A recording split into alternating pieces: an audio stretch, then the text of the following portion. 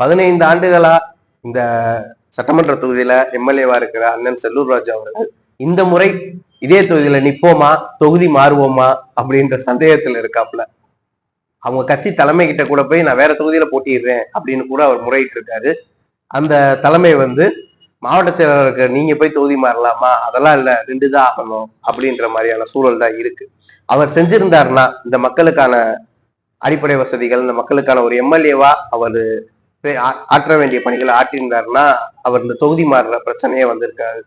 அவர் தொகுதி இன்னைக்கு மாறுறாருன்னா அவருக்கே ஒரு குற்ற உணர்ச்சி இருக்கு, இந்த மக்களுக்கு நான் எதுவுமே செய்யல அப்படின்ட்டு.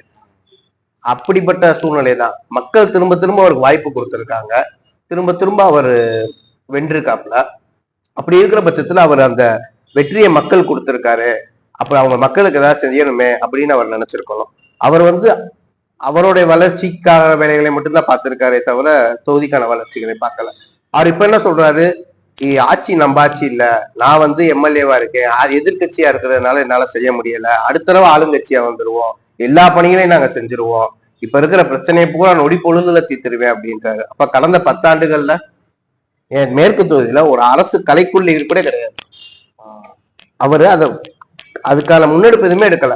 அதே மாதிரி குப்பை, மாநகராட்சி பகுதிகள் அனைத்து குப்பை நீங்க